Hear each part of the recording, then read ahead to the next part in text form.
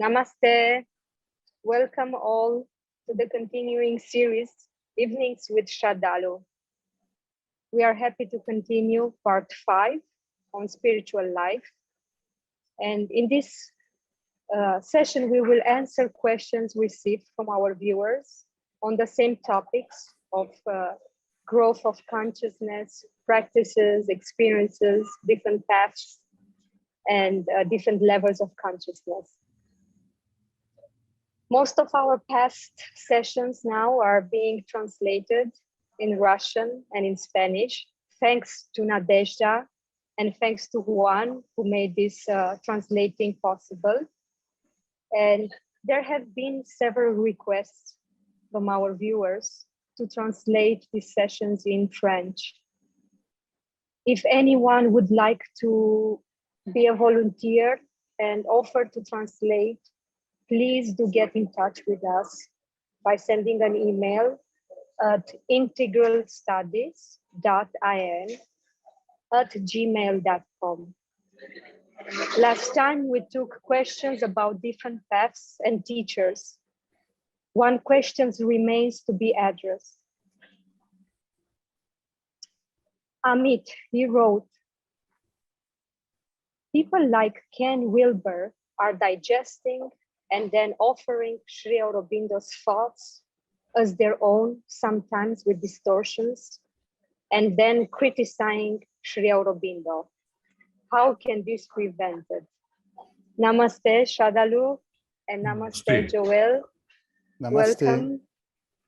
We are happy to be back and continuing the series. Happy to be back.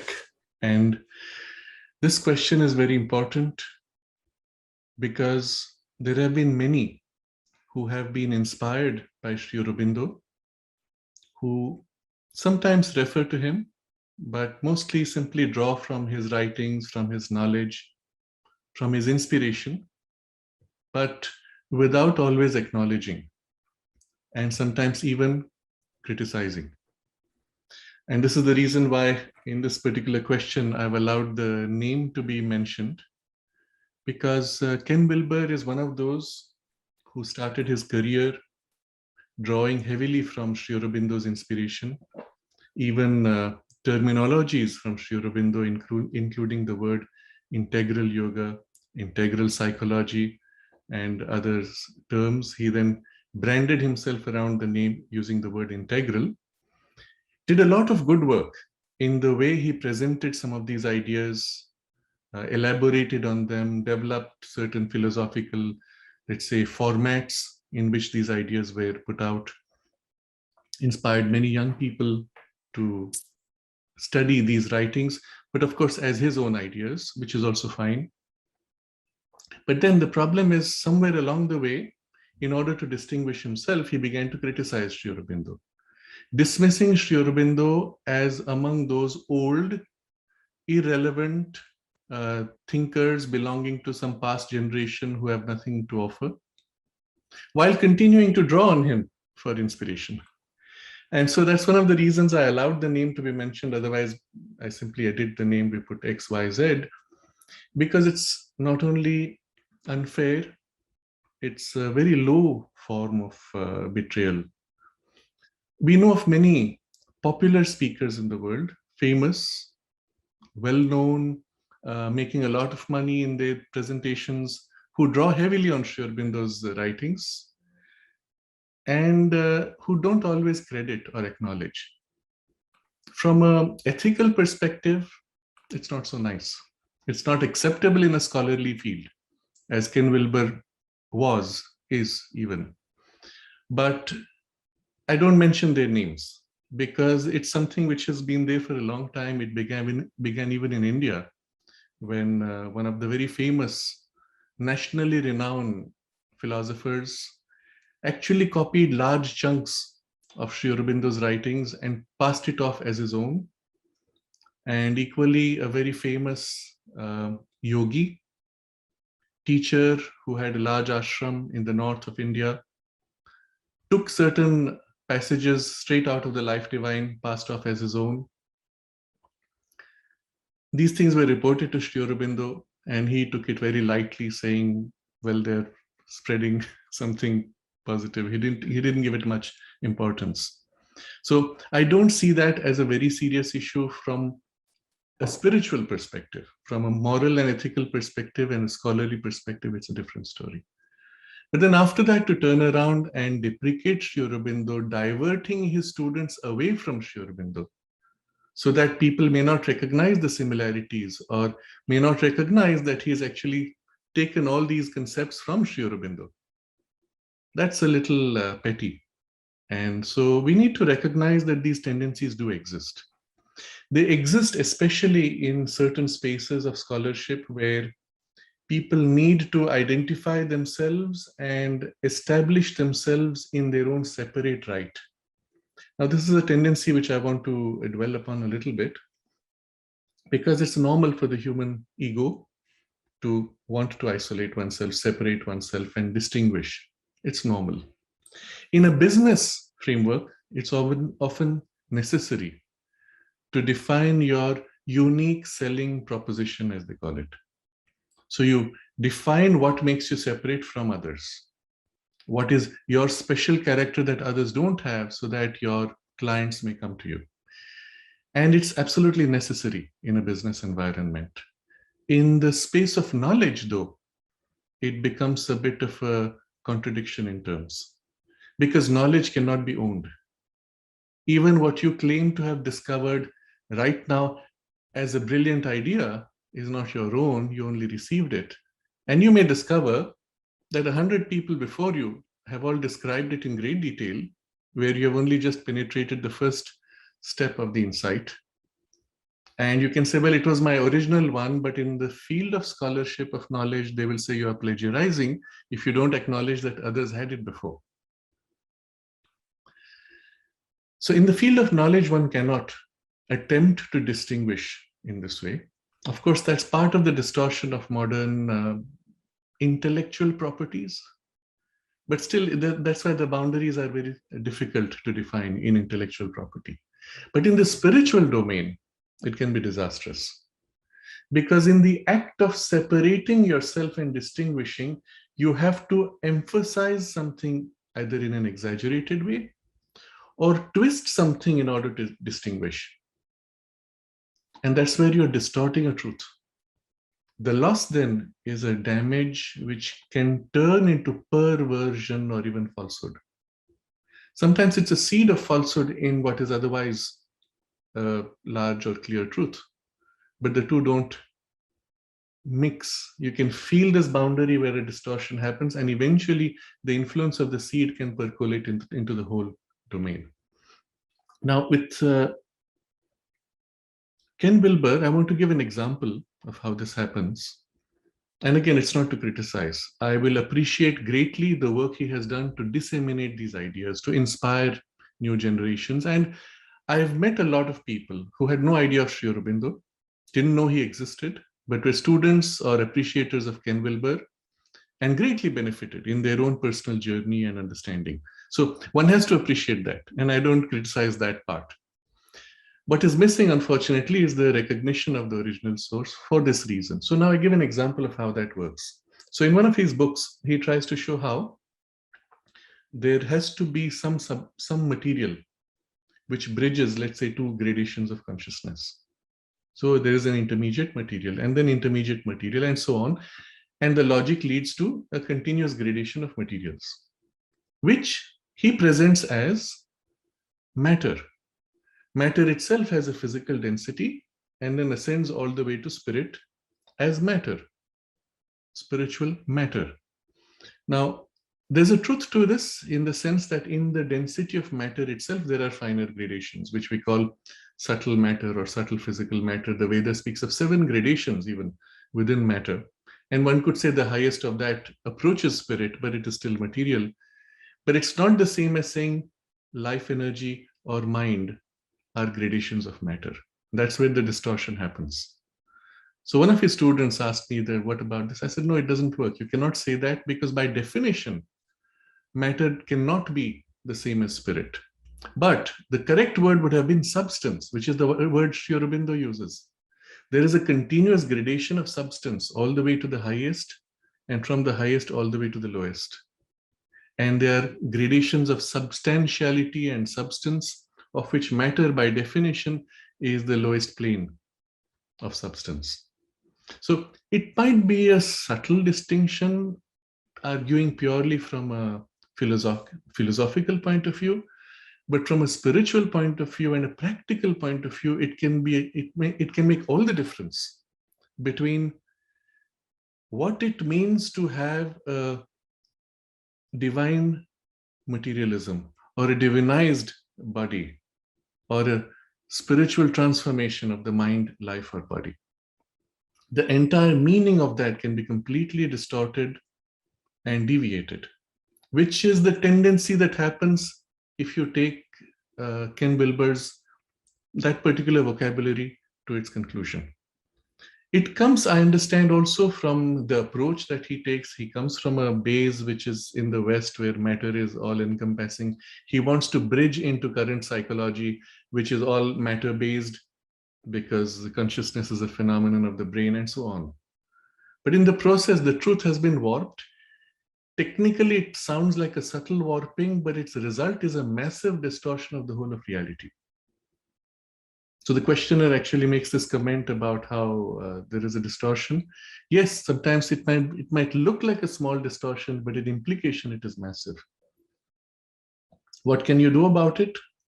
One could raise the issue, make a scene, take it to legal dimensions, or approach it from an ethical, moral perspective in the academic space and say this is academic fraud if you do not acknowledge your sources or turn around and criticize them on false grounds.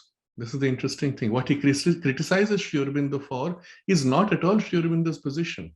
It's called a straw man argument. You place somebody else's position in your own words, but distorting it and then criticize them. That's not acceptable. One could do all that. I personally don't feel it my inclination. I'm not academically oriented. I had to do that once when there was a severe attack on Sri Aurobindo from within the ashram community using the name of the ashram. I did what I could with the best that I could in that kind of writing. But this is not really my domain. But what I want to share here is one way how this collision did take place once, some years ago, a couple of decades perhaps, when Ken Wilber's group now, because one cannot blame him beyond a point, because after a point, there's an institution which runs the whole operation. And so he has created called the Integral Institute and branding everything around the word integral. So they collided with some of the writers from the ashram, saying that we have copyrighted the term integral psychology. So you people don't have a right to use the word integral psychology. So our people said, well, yes, how can you say that? We've been using it for a long time. So the offer which came from the Integral Institute, and I don't blame Ken Wilber, now it's his machinery of administrators, they offered to our people saying, you should use the word integral yoga psychology and leave us to use integral psychology. So our people, as they're very kind and gentle and they're not confrontational and they don't see the implications of this kind of manipulation. Even I was not. At first, I used to take it very lightly until the attack took place on Sri Aurobindo from within the ashram institution itself with this kind of perversion. It was funded by these very groups based in the US who were hostile to Sri Aurobindo and took those ideas and twisted them for their own objectives. So when I came across this, I said, no, this is the game they play, that they seize on the main form and make yours like a secondary form. So integral yoga psychology is an inferior grade. It's an inferior form of integral psychology proper. So now it seems as if the great truth is their form of integral psychology, and Sri Aurobindo's integral psychology is like an inferior form derived from theirs. That's the big game. And I told some of our psychologists from the ashram, I said, no, you should have fought back and said, no, we keep integral psychology and you make yours whatever term you want derived from it. And it didn't strike him. He said, oh yes, I never thought of it this way. The fact is that in the ashram school, going back at least 45 to 50 years, Professor Kishore Gandhi was taking classes on integral psychology long before Ken Wilber had even read Sri Aurobindo, perhaps. And so the term cannot be copyrighted by them legally. And if someone wanted, they could have taken it. But well, that's not our way. We didn't think it necessary. It's a different story. How can it be prevented? These are perhaps some of the means. I don't know. And I don't think it is very important at this point. What is important is that the distinctions now should be made clear. Where there are distortions, where Ken Wilber's community is compromising or losing the clarity of the full sense of the vision that Sri Aurobindo presents, in an attempt to distinguish themselves, the small distortions they make and how it warps the rest of the understanding, this needs to be understood. This needs to be articulated. For example, the little one thing which I spoke of, that's one of the things I had noticed. I have not read him. It was something pointed out by his student, and I said, oh yeah, this doesn't work. But this can be done by those who are more scholarly inclined. But I suppose this is going to happen, and it will continue to happen. The difference is this. I'll put it this way. I draw all my inspiration from Sri Aurobindo and the mother's writings. Yes, there are others also from whom I've drawn inspiration. But whenever I have a problem and I find myself blocked, I look for something from Sri Aurobindo. And immediately it's like a ray of light which just opens up a whole new world and the flow starts. All of us draw on Sri Aurobindo, sometimes even unconsciously, unknowingly. And I believe over time and over the next few hundred years, there'll be many great presenters, speakers, teachers who will draw secretly from Sri Aurobindo and then want to distinguish themselves. It'll continue to happen. This tendency, of course, cannot be avoided in the market space of spirituality, or even in yoga, which is now kind of a marketplace. I remember I was in a conference in Europe of yoga teachers, and the theme for the conference had been set by some of them as can Europe's contribution to yoga now give it the right to claim that Europe has developed its own unique form of yoga? That I don't remember the title, but that was the theme. And I had an opportunity to speak for about 5 minutes. What I saw there was this tendency again to claim, appropriate by distortion. And of course, I couldn't say it in those terms. I just said that yoga does not belong either to Europe or even to India of today. It belongs to the rishis who saw and who formulated and actualized this knowledge and practice. I don't think there's anybody in India who can say that they have contributed today, at least, to the knowledge of yoga, other than Sri Aurobindo, Swami Vivekananda, and a few others who brought in certain new elements into the knowledge of yoga itself, and Ramakrishna Paramahansa, who integrated in himself certain realizations. But other than that, the knowledge and the body of knowledge traces back all the way to the Vedic rishis. And so the attempt to appropriate is absolutely unnecessary if we see it from that perspective. What we can say is we have created a new packaging. We have created our own emphasis of a certain form of practice, which is better suited for a certain type of person or a certain situation or a certain lifestyle. Yes, that's acceptable. But to claim yoga itself now has been improved or developed by somebody is a little exaggerated.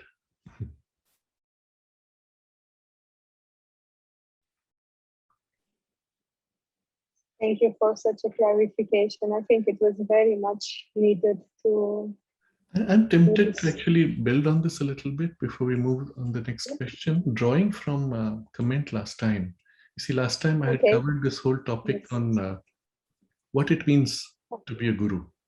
And I made a distinction between teacher, shikshak, adhyapaka, pandit, acharya, and guru, and these terms. There were some comments I saw somewhere somebody saying, oh, but how can you criticize ex-guru? No, I'm not criticizing ex-guru. I have no interest in criticizing anybody. What my goal was to distinguish what should be technically called guru from a spiritual sense. We can even use the word guru in a less than spiritual sense. In the Indian tradition, we speak of the music teacher and the music guru. So the teacher would be one who gives you lessons, but the music guru would be somebody who has mastery in that style or in that lineage or in that they call gharana, meaning the house of that style. So someone who has a mastery and a living experience, then teaching you, an advanced student, to now rise to your own experience of mastery. Such a person is called a guru because he gives you something which is a transmission of an experience. He removes from you certain forms of ignorance and allows you to make that breakthrough into a living experience. What does it mean in practice? How far does it go? I was part of an interview with one of the great musicians of modern India. And one of the questions we asked him was, what do you experience when you are doing the performance? And then his eyes looked distantly, and it was as if the memory brought back a certain state. And he said, before me is the divine, within me is the divine, everywhere it is only the divine. And that was, of course, the epitome of the musical experience and the purpose of the whole experience itself, of the field of music, is to bring you to that experience in innumerable variations, because the ananda of the divine is unending, each time different. But to be able to come up to that point and to be able to transmit that capacity to another, that makes the person a music guru. So that word can be used in that context. And in an inferior level, a dance guru or a music guru at least brings you to some level of mastery, even if not the spiritual. So that word can be used somewhat loosely, but we used it in the context of spirituality. And I defined that word carefully. The second point which I made was to distinguish between the nature of the action, because the question was very specific about some of the modern New Age teachers, whether they help in evolution. Generally, everybody helps, I said, but is it helping spiritually? And then there has to be a spiritual message or a spiritual practice. And to distinguish between what is spiritual and what is not, that was the intention in going into that detail of the description. I wanted to elaborate on this a little more, that 50 years from now, there will be many more such teachers, many more who will be closer perhaps to what seems to be spirituality, some more, some less, some still in an appearance. But this discussion will be important irrespective of the names and forms. That's why I'm not bothering with names. I'm not interested in that. I'm not interested in criticizing, but only in distinguishing what helps, what does not. The nuances of this whole question, I would like to touch on a few. One is the power of the lineage or the tradition or even a ritual, which you will find in certain lineages of spirituality. The question had referred to some of the new gurus or the new teachers, but in the lineages, which I didn't comment on, there is often a power. Even if a certain teacher has not reached a necessary spiritual realization to be a guru, still the power of the lineage is there as a guru and sometimes acts through this person. I had this experience, and I had shared on this in these discussions long ago. I was at a place in somebody's ashram. The person himself is a very sweet man, teacher of in that lineage now, but that's about it. And I did not feel at any point that he could give anything of value, even in transmission. But he was sitting there in the space with people around him. Things were happening. There was some discussion.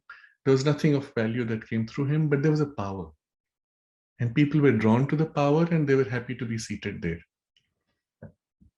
Then the session was over and he invited us all to go for dinner. And as we got up, he got up.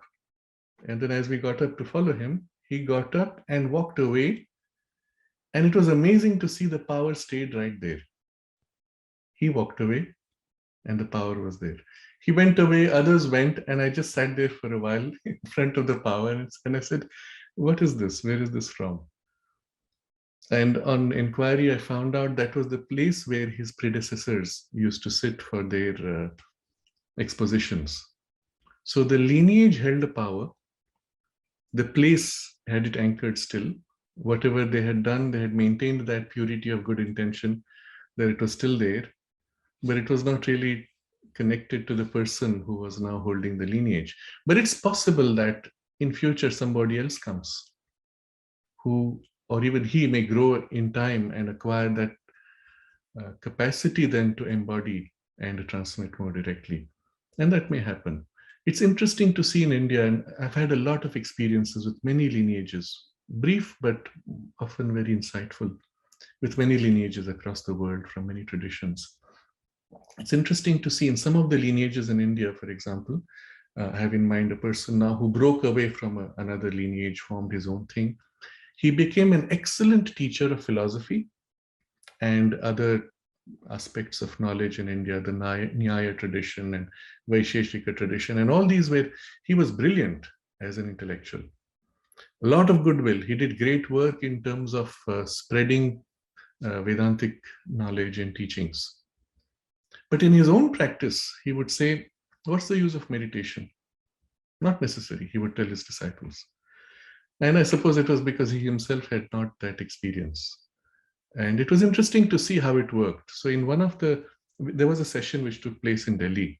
It was a special occasion, I think, Bhagavad Gita day, and an industrialist had invited. So he doesn't have any much discrimination. He just called like 5 or 6 speakers and that was it. This great man, famous person was there right in the center with his ochre robes. I was also invited along with a couple of others who were, and each one of us, somebody raised a question and sometimes the question was bounced around among us or just left open to whoever wanted to comment. So a question came. There are so many books, so many commentaries on the Bhagavad Gita. Which is the best? So naturally this teacher, he was a very humorous man. He said, I will say mine is the best. And then he laughed. And he said, of course, everybody will say theirs is the best. Then he went on to emphasize his thing. And then someone asked, but how do we know that the knowledge given in there is genuine? Where does it come from? What's the origin of the real understanding of the Bhagavad Gita? He said that depends on the lineage. I have received my knowledge from my teacher, who received it from his teacher, who received it, and he said all the way up to in the lineage. So his whole idea was the transmission of the Gita's knowledge in a lineage from person to person, being the only understanding of it. So when I got a chance, I said, when you read the Bhagavad Gita, read it thinking of Sri Krishna as the divine guide within you, and you are Arjuna in your struggle of life. And each time you read a verse, you pause and think of it this way. Sri Krishna within you is teaching you how to live life. And I said the true knowledge is always coming directly from Sri Krishna. Lineages can embody, but in transmission there is always loss and distortion. It's not so much a transmission of ideas, but a transmission of the living experience, which is important. And you can get that directly from Sri Krishna if you open yourself. So it was perhaps a little radical, and it kind of deprecated the value of lineage in the way he might have understood it, though I didn't mean it that way. And he got a little upset, and he took an occasion to leave quickly from that meeting. But this I'm just explaining to show you that in a lineage sometimes there are great people and then it gets mixed. And then again, there are great people who come to renew the power of the lineage. We see this even in the Catholic Church. There were popes who were genuinely deeply mystical and spiritual. And then there were those who were very crude politicians. And it happens sometimes in waves. But when somebody comes who can embody, the lineage gets regenerated spiritually. And then it has value. If it does not get regenerated, eventually the power thins enough that there's nothing felt and people themselves don't feel attracted. You see, people can get attracted to power, whether vital power, political power, or spiritual power, but it is power that attracts generally. So if the spiritual power weakens and it's not replaced by political power, people fade away, at least from coming as a spiritual source. Of course, if it's political power, they come for political interest, not spiritual content. But this is possible. There is another example I want to give of not obviously a lineage, and that is Ramana Maharshi. There is no lineage, nobody taught him. He plunged within, realized the self, and that was it. He then expounded, again with minimum of words, mostly by presence radiating.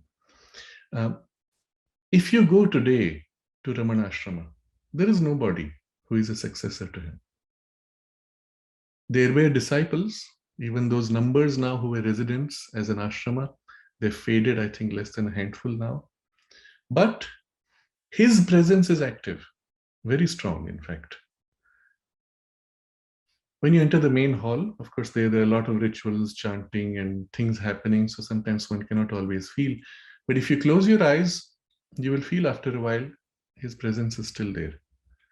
But what is more interesting is there is next to that a small room, which was his personal room, which is now used as a meditation room only. You enter there and you can feel much more easily. And I want to share my personal experiences of some of these here. So when I went there, sat before the bed where he would be seated or lying down, they put a large photograph of him, color. And I don't know if it's a painting or touched up photo, but I sat there. After a while, the meditation just came, and then I opened my eyes and looked at the image, and it was in complete 3 dimensions with him sitting there, smiling. With physical sight, that form itself, you could feel in it the depth and the vividness of his presence. It is strong enough, concrete enough that he is present and gives you the help that may be needed. You don't need to have a transmission of a lineage. You do not need a head. What is needed, though, is for people around to be protective of it. Otherwise, the presence may withdraw. It will still be there. It can still be accessed everywhere, finally.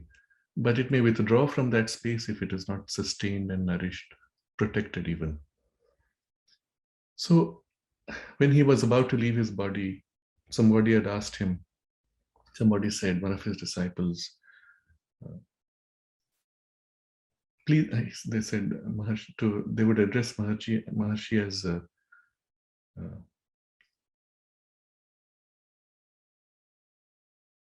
I forget the term exactly right now, but they would address him in a particular way. And they said, please don't leave us. And even as he was preparing to withdraw more and more, he simply smiled and said, where can the self go? The self is simply. You are in its presence, you receive, that's all. And that continues. So this is another example of a guru. It is still the guru. The presence is the guru. Whether in that personality or that form of encasement through which the self had manifested, that's not so important. That's the guru. I had a similar experience in my first trip to Belur Math, that is in Kolkata, which is the center where Swami Vivekananda established the temple. And sitting in the temple, I sat naturally up close. There was the glass sheet to separate from the inner sanctum, where they have a life-size statue of Ramakrishna Paramahansa. Sitting there, initially with eyes open, and after a while, I suddenly felt, oh, something moved. What was that? And of course, if you move your head a little bit because of the glass sheet, there might be some sense of a slight distortion. So there's some movement. But if you sit very still, of course, the form doesn't move. But it helped. The glass sheet helped initially to break through the perception. And I saw his eyes blinking, the statue, and the chest breathing, and felt the living presence. And I said, oh, this is something quite extraordinary. And I recall now, I sat almost 45 minutes throughout. It was a living form. And the presence was living. And it was such a beautiful darshan. After that, I came away and I went to their museum. And there I found an interesting quotation, which was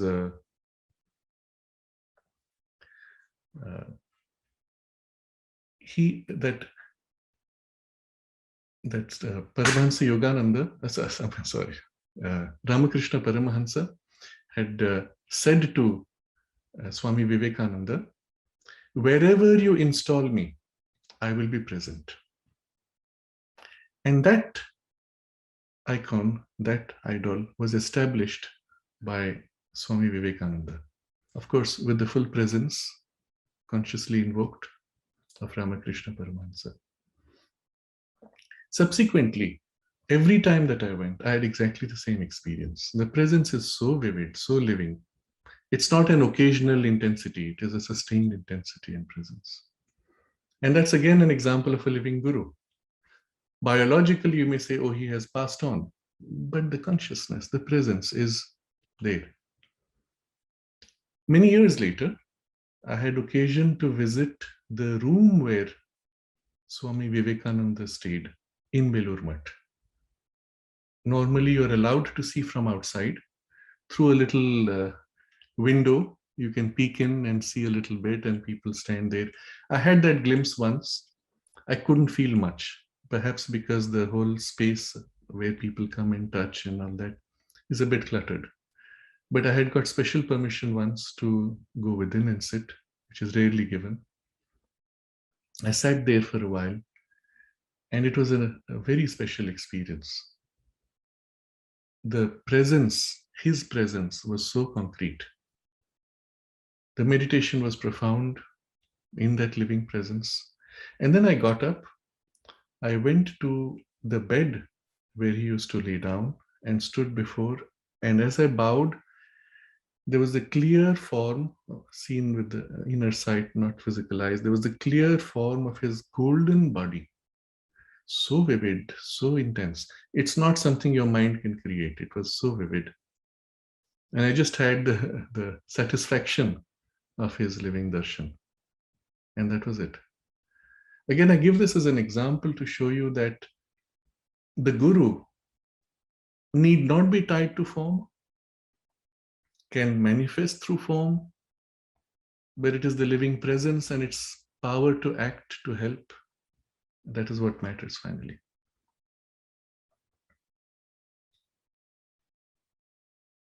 There's one more allied question of which I had mentioned in passing last time about ascetic paths. I said some of these are ascetic paths, but I wanted to elaborate on this. It would not be fair to view an ascetic path as, in any case, in any way inferior or less important.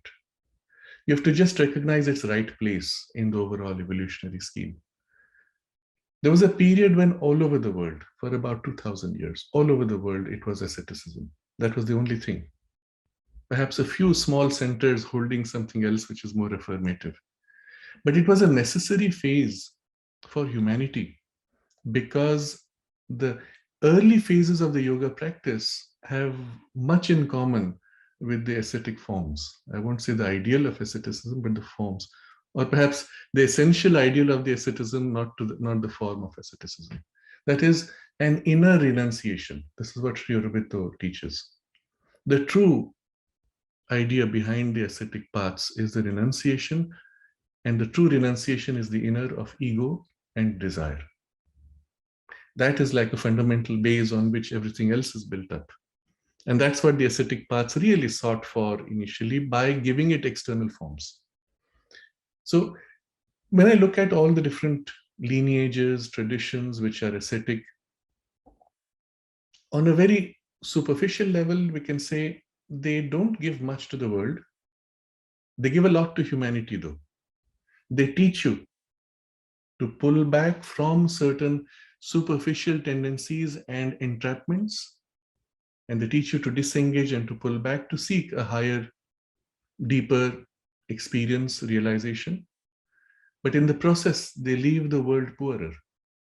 So they don't have much to give to the world itself, but to humanity, they give much, because having done that, what happens next? Now, depending on the individual and the strength of the inner aspiration or the inner influence, from that point, they may say, yes, but I feel the need to act, to help, to do something.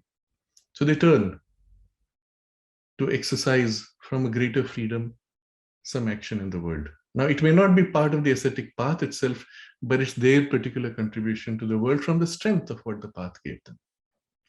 An example would be the whole Ramakrishna mission itself, which, although has an ascetic turn, a withdrawal from the world in the realization of the Vedantic ideals, is very much active, as Swami Vivekananda wanted it, in the domain of social service, through hospitals, through the opening of centers, through opening of schools. But in the form in which, for example, the education is taught, there is no particular intention to change anything. They create schools, it's run by people who have devotion, it stops there. But the monks themselves, who hold the power, the presence, the strength of the tapas, of the spiritual realization, they act on the lay people in a manner that gives them a spiritual imprint, which then they turn into a change in their life. So, although the core of the ascetic form or power is held in an ascetic framework, the influence it has on the community can be affirmative. But in the community, when people wake up enough to the spiritual aspiration, well, they turn back to asceticism. So, in some sense, it's a loss, but yet it acts. Again, taking the example of Tibetan Buddhism, which is the Mahayana approaches or some of the other variations, where the goal is, I will not withdraw from the world until every human being is liberated from suffering. So there's the turn to act, even though the goal is ascetic, that all will withdraw from the world eventually into the nirvana. And yet I will wait and act in the world to assist others. So even when there are strong ascetic lineages, inevitably they are compelled to engage with the world and have their huge spiritual impact on the world, not always visible. And this is a clarification I wanted to make about that. We have all had to pass through the ascetic phase, not necessarily in this life, but in prior lives, and even in this life at an initial phase of our spiritual quest. One question which came up in some comment was, what right does one have to judge? How can you judge if someone is realized or enlightened or not? No, you cannot. You should not even try to. It's not fair. Unless you yourself have a realization greater than his, then of course you may make an observation, but again, it need not be a judgment. But the question here is not that. The question is not about judging. It's not even about assessing whether someone is realized or enlightened. In fact, this is the point I want to elaborate on a little. This idea that somebody is enlightened or not is wrong. That somebody is realized or not is wrong. That's not how it works. First of all, enlightenment and realization or self-realization in the Vedantic vocabulary are not the same. This word enlightenment is from the Indian language, from the English language, and is used as a translation for a technical term. Initially, it came from Buddhism, where nirvana, instead of using the word nirvana, they translated as enlightenment. Now, the problem is, in translating, you have used a word which has many other meanings. Now, this became very convenient for a lot of the New Age communities or teachers, because now you could use a word which had a mixed meaning and it could be adapted to suit your convenience. So someone says, I'm enlightened. No, that doesn't mean you have attained nirvana or self-realization. You have just used a term which is undefined or which has multiple definitions.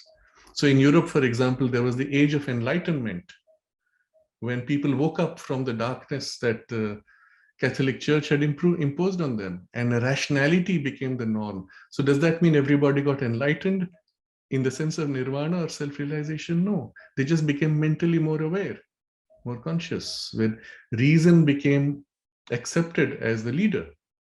So enlightenment can have as low a meaning as being reasonable, or often as used in many spiritual communities or New Age communities, they've been awakened in some spiritual way. So I met somebody who claimed that one day I woke up and I was enlightened.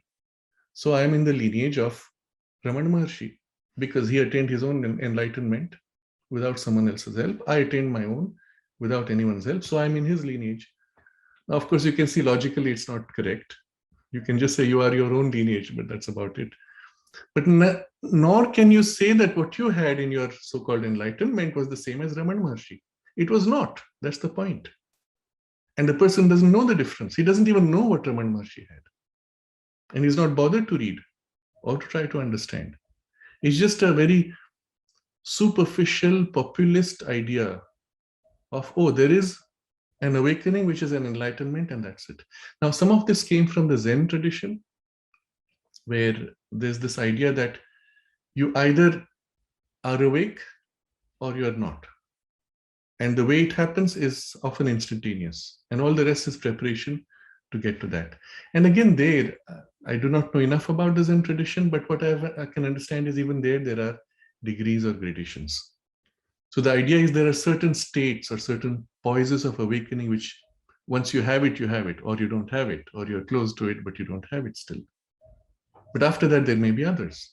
So speaking to some of the Buddhist practitioners or some of the Buddhist teachers, I could confirm that even in their tradition, they have this idea that in nirvana, there's a first entry into nirvana, and that there are further gradations of its greater completeness, which is also recognized there.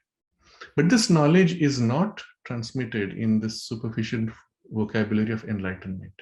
And then that idea gets retransferred into the Indian context by saying, oh, he's realized or not realized.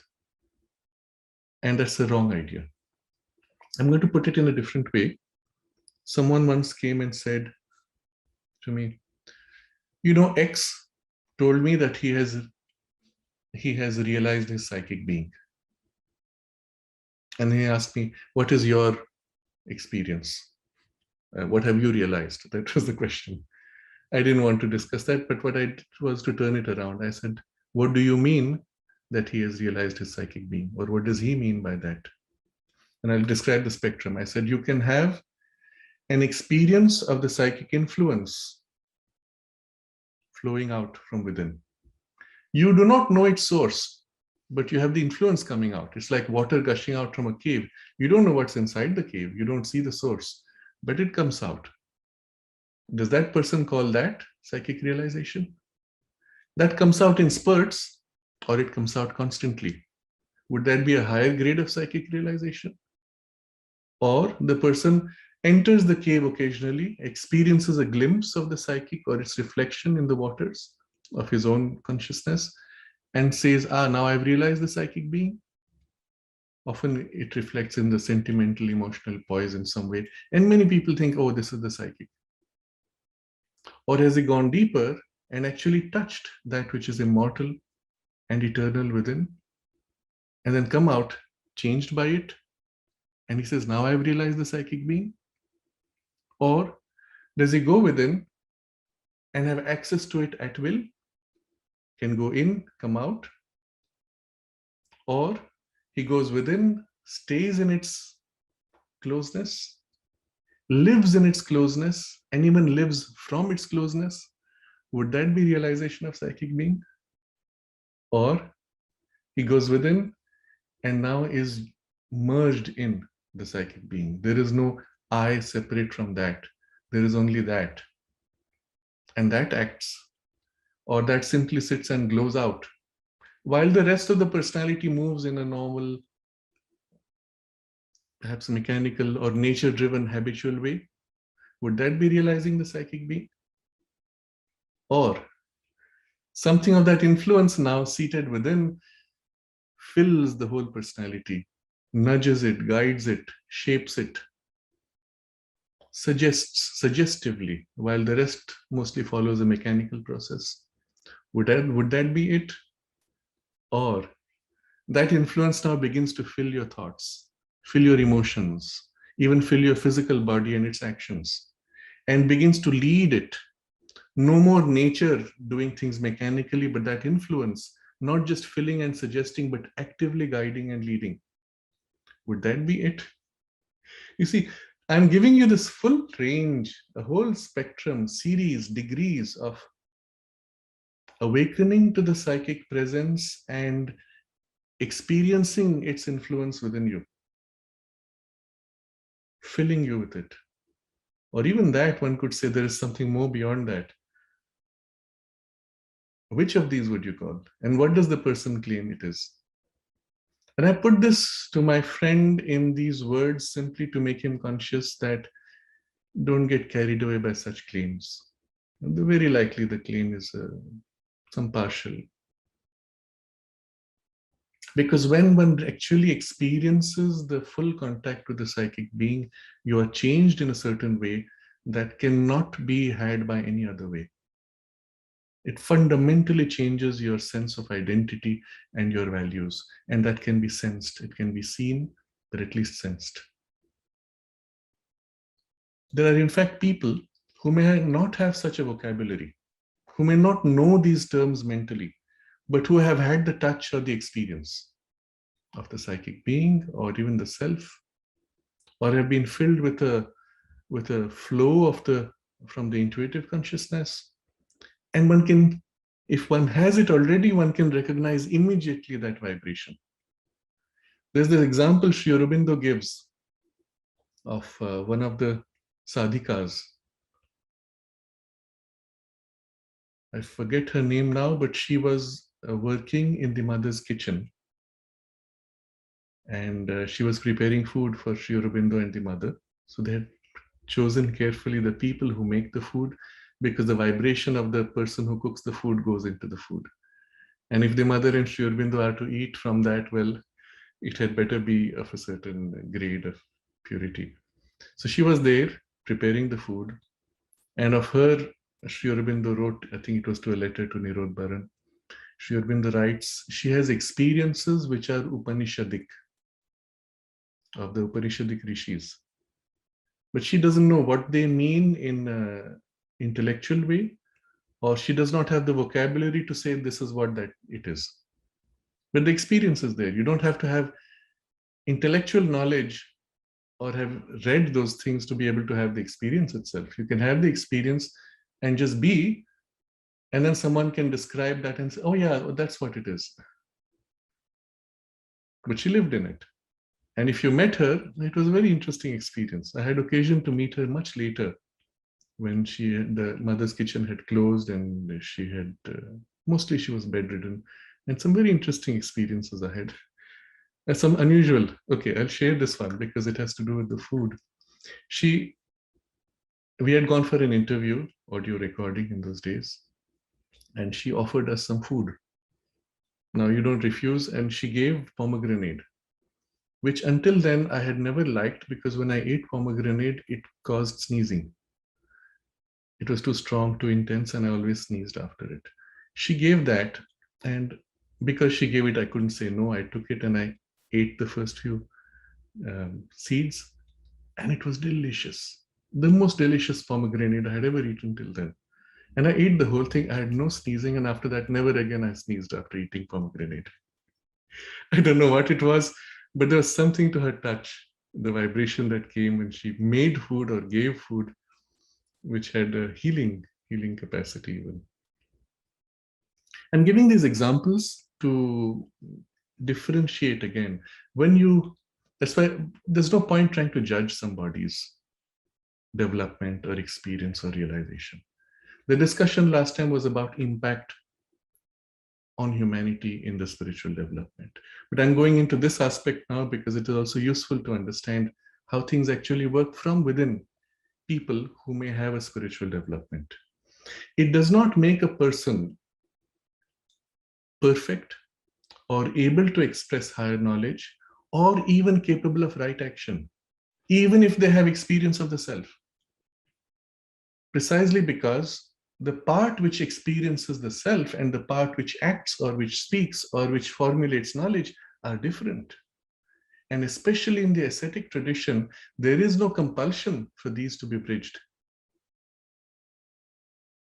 And so the person can live in the self even, and doesn't mean they all do, but even if you have a glimpse of, or even if you live in the self, it does not mean that their action would always be right. So I give the example of Ramana Maharshi. He said it took him 3 days to attain realization of the self. But after that, it took him 10 years of sustained effort to integrate that experience of living in the self in all activities and at all times of his life. Now he would sit down and prepare food. That was one of his ways of transmitting or sharing with his disciples. So he would cut vegetables and cook.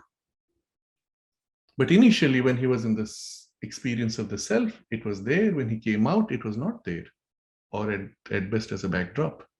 And then he worked to extend that influence into the thoughts, into the emotions, into the activities, to whatever extent he found necessary.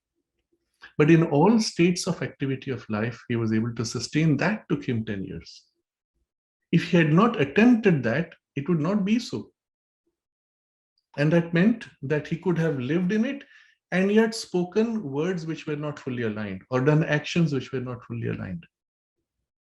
And so this was part of the point I had made last time. Even I give one example of somebody who lives in a consciousness which is saintly, but still the knowledge and the actions may not align.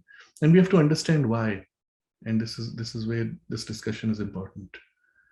On the other hand, somebody who may not have reached the experience of the self or the psychic being, or even any opening to higher intuition, but if they have developed a part of their consciousness, let's say a narrow part of the mind or the emotions or even physical action, which has been sufficiently refined, purified, and connected to either the soul or the intuition, or both, then through that very narrow thread, like a pipe, something higher can flow through and produce extraordinary expression. So a musician who plays the piano, I had an occasion to see one of these master pianists, and he's still considered one of the best in the world. He came in, he was a performer, he took the applause, etc., and it was his usual personality. He sat down at the piano, and you could see the shift, and then it was not him anymore. There was no him, there was only the thing which flowed. And it flowed through the whole body. The mind was pretty much non-functional, the emotions were not there. The whole body, and then he flowed and he played. And when it was over, he got up, took the applause, and it was his personality, not fully, but still, there was a transition. He took his applause, he made 2 or 3 curtain calls, but the personality by then had begun to creep in. And I'm saying this because one does not have to be even a practitioner of a spiritual life to be able to do that. In fact, there are many people who do not realize even that they have a contact with something deeper or higher. Even a touch of the psychic influence may be there in a person, even sometimes a very active influence, and they have no thought form or vocabulary to represent what it means. It's just there. It leads their life, guides them, and they just feel something and they know to trust it or not, and that's about it. So this is to say, a highly spiritually developed may have defective knowledge or action, but a not sufficiently developed may have very superior inspired knowledge or action also. It's as if the person has created a very narrow channel, a pipe through which the light or the knowledge flows. All the rest is undeveloped, and that's fine also. The content of the knowledge is quite pure, but will not be complete necessarily because of the nature of the passage being narrow. Unless the entire mind is awakened and purified and made a full vehicle for the intuition and things beyond, you'll always have partiality and limitation or some boundary outside which it'll be solid ignorance. And then suddenly there's a light in this very narrow passage. In fact, what often happens, a partial spiritual experience can often lead to an exaggerated ego sense. Sri Aurobindo has this comment he makes in his letters where he says that a premature experience of the cosmic consciousness has three dangers. The first danger is the exaggeration of the ego. You had an experience in a part of your consciousness, and then you come back to your normal functioning personality, and the personality now bloats out, wow, I am so great, I am so big. It's as if the ego fills the infinity of the cosmic consciousness, or whatever is left of it. That's one distortion. The second, he says, is the sense of unreality of the world, because something has been experienced which is so vivid and real, and you come back against it, all this seems to be somewhat constructed, fictional, fake, thin, unreal.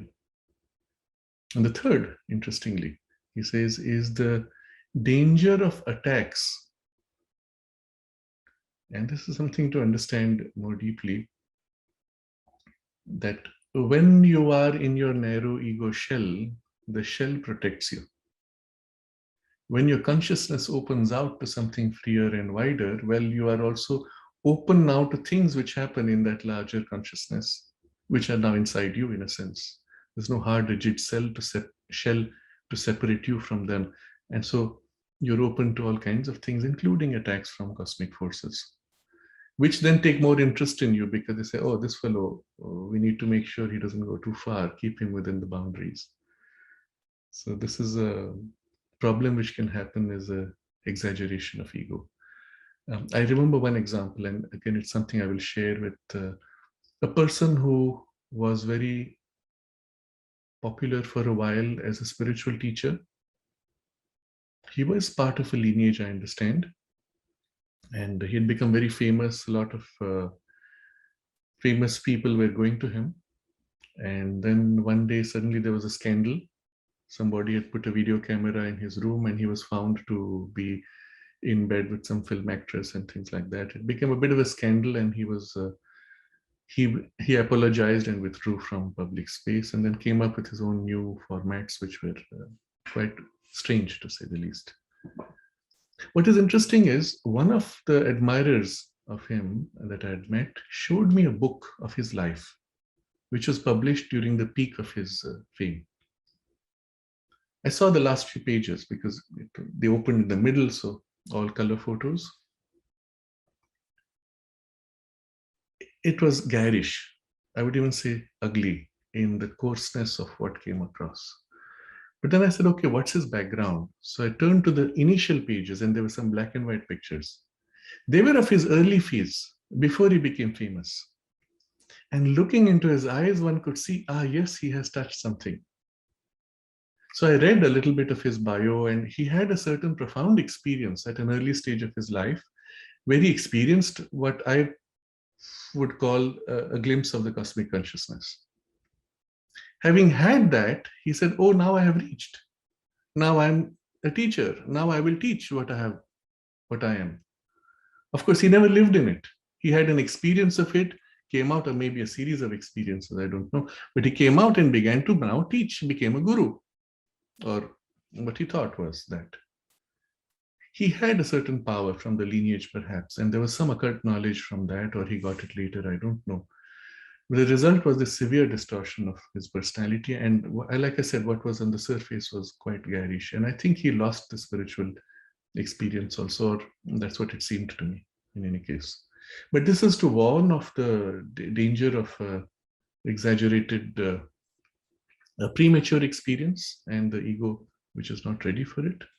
And I want to perhaps give one more example. This is from an American teacher, a very interesting man, very charismatic in his personality and style. And I read of his experience that he had spontaneously an experience of cosmic consciousness, and he even said occasionally that he would experience it and transmit it. So I had occasion to meet him once. I enjoyed his charisma. I then met him personally and I wanted to gift to him a book of Sri Aurobindo. I took the Sri Aurobindo's commentary on the Isha Upanishad, which of course would give the base for that. So meeting him, I asked him one question. First question I said, do you live in that experience which you have described in your book? He said, no. I said, can you call upon it at will, either to experience it or to transmit it? He said, no. It comes when it's necessary for the work. Then I asked him, why don't you work to deepen and to establish yourself in that experience? He said, if I do that, then I won't be able to do what I want to do with my group, which is to build his community. You see the error of this. Unfortunately, too many yogis, seekers, spiritual practitioners, too many stop short for this, getting in a hurry to teach. And the result is you are not living in a consciousness of which you are speaking and around which you want to build something, let's say, in his case, the community. But on what grounds? On what you are, which is this narrow, petty ego, which has not been truly liberated into that consciousness.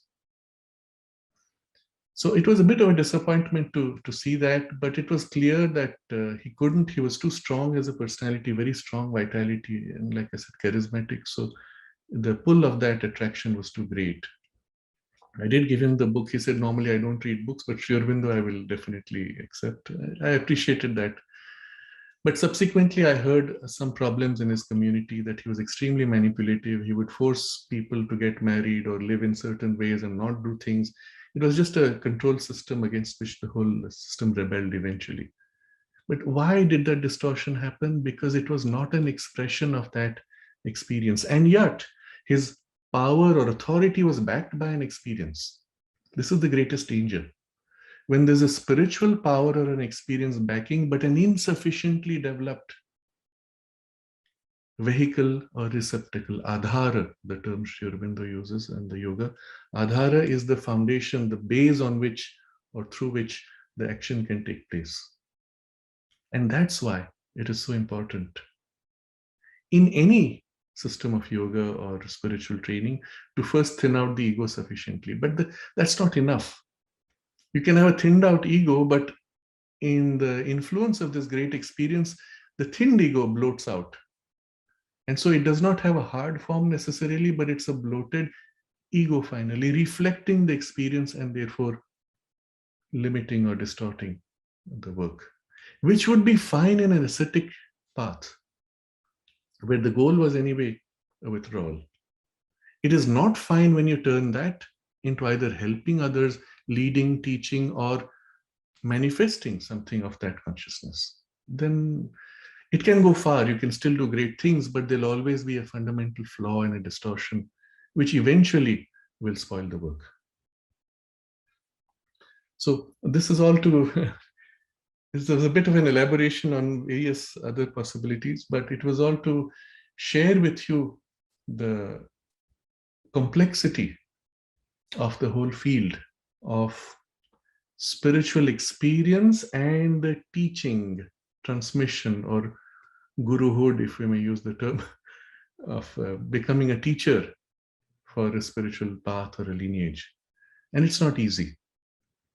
Often the fact that you take on the position of a teacher is a sure promise that your further spiritual progress will be blocked because you don't have enough time, you don't have the luxury, you don't have a chance to make mistakes. You see, you cannot pass through an experience which involves a struggle because, well, you have to look after your whole followers and your institution and all else, or you're busy having to earn money through programs in order to run the whole machinery, which I've seen a lot of these teachers get into. For what? To teach what? It comes with a flawed or partial or even distorted knowledge or experience. So understand the complexity. It's not easy to be a teacher, and people who get into it may have had an original, genuine experience but getting into it prematurely often get into great trouble in terms of their own spiritual progress. All this is pointing to the huge benefit and advantage we have from the integral vision that Sri Aurobindo gives us. Because of that vision, one can understand all these things. The full picture of the work to be done and the numerous forms of partial awakenings possible, as well as the numerous kinds of distortions possible. I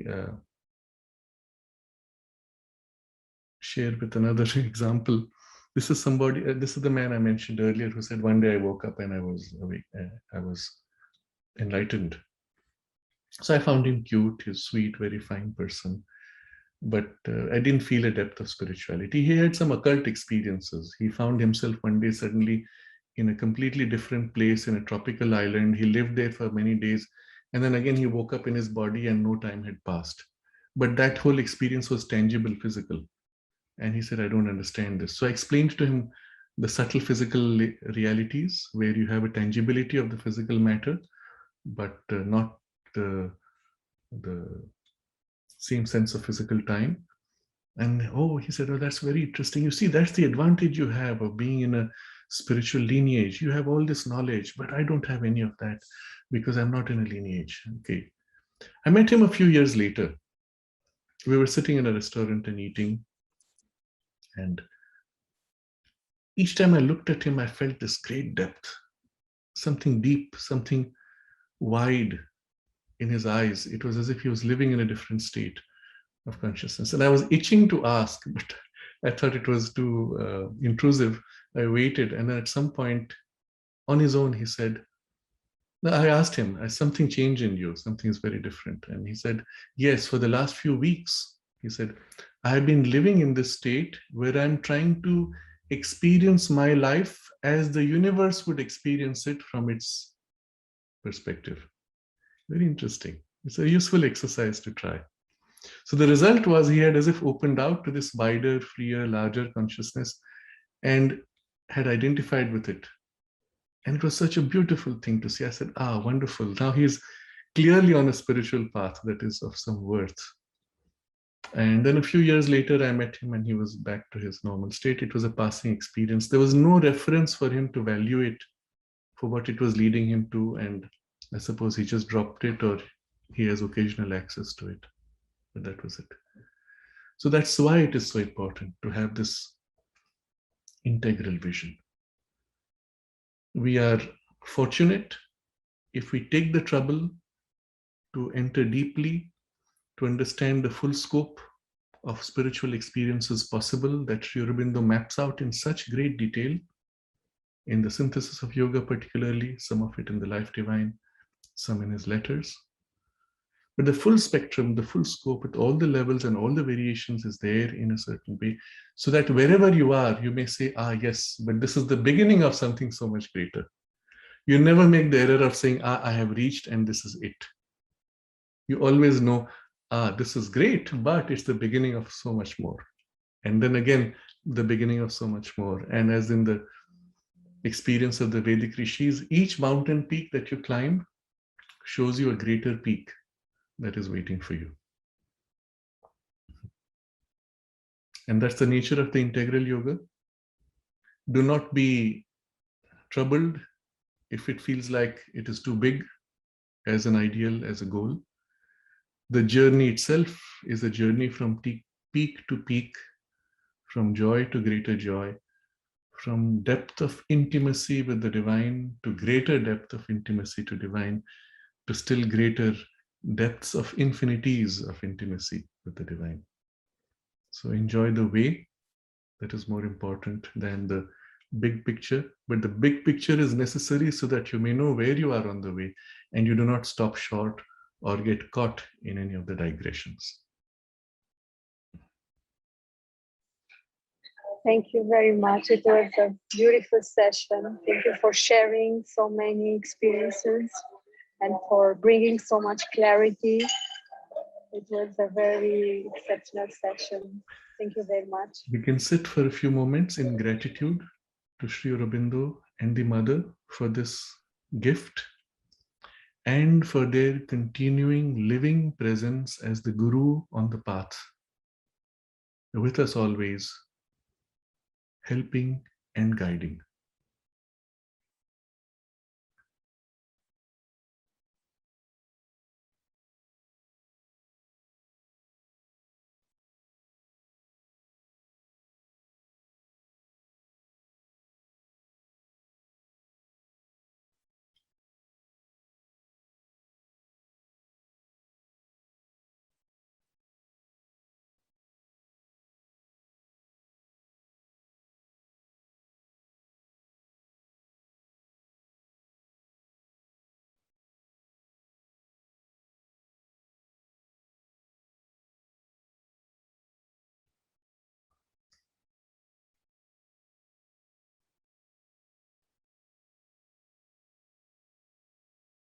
Thank you.